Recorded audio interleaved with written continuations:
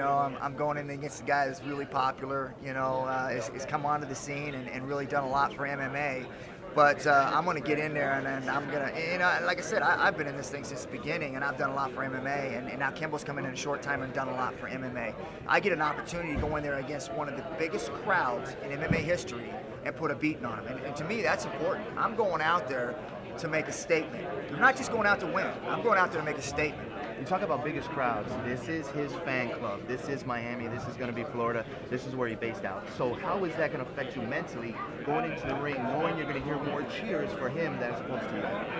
I've done that in the entertainment business, where you play the heel, the bad guy, and every now and then it's fun to be a bad guy, and guys start booing and everything like that. So, but when the bell rings, after that, none of that matters. It really doesn't. It just depends on, you get in there, the bell rings, he comes across the ring, he's going to find out who I really am. Absolutely. You are titled the most dangerous man in the sport of MMA. You are truly a legend. People actually have changed their careers to follow you, to see all the techniques you've done. They bought all your videos, they bought all your books and everything else.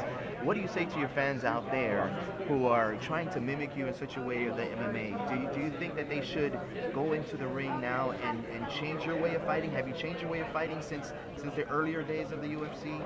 Or is it the same? Well, I had to make some changes because I was fighting injuries for the last 4 or 5 years, so I really had to depend on my stand-up a lot because obviously my shoulder was bad and my knee was bad, and so it really forced me to really work on my stand-up game because I wasn't able to roll on the ground very comfortably. Well, now that's all behind me, so now since I had to do that, now my striking's good, my kickboxing's good, and my ground game is good. So because I had to do that, it's really upped my level of my fight. So it's going to be real exciting for me to actually walk in the ring this time and not be worried about anything other than fighting and beating somebody up. Absolutely. Kimbo has said that he's watched all your videos, he's watched all your fights, he's analyzed you in a lot of ways. He's looking for your specialties, your heel hooks, your leg locks, and all that stuff.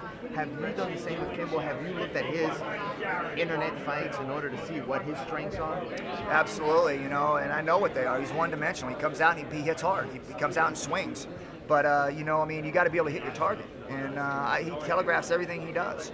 So it's going to be a very fun fight for me. I'm looking real forward to getting in there and doing this because I know my last couple performances, that's all people remember. And they should. I mean, it's fair. But understand this. That's an advantage to me because if they remember my last couple performances, when I come out on Saturday and Ken Shamrock comes out there and a healthy Ken Shamrock, there's going to be a whole different world that people are going to see. And we're definitely waiting for that because a lot of people are actually waiting for that to see which Ken Shamrock is going to come out there and fight. Now, Kimbo has fought legends already, like Tank Abbott, who's a UFC legend as well, and he won Tank Abbott. He's fought Rico Rodriguez, another UFC veteran. What are you going to bring to the table? Because he's already fought UFC legends that you're going to bring different, that Tank Abbott did, that Rico Rodriguez did, to let Kimbo know that the buck stops here.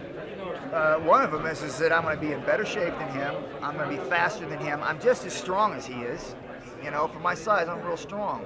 So and skill-wise, the one thing that he has is his punch. He ain't going to hit me. I can't lose if he can't hit me.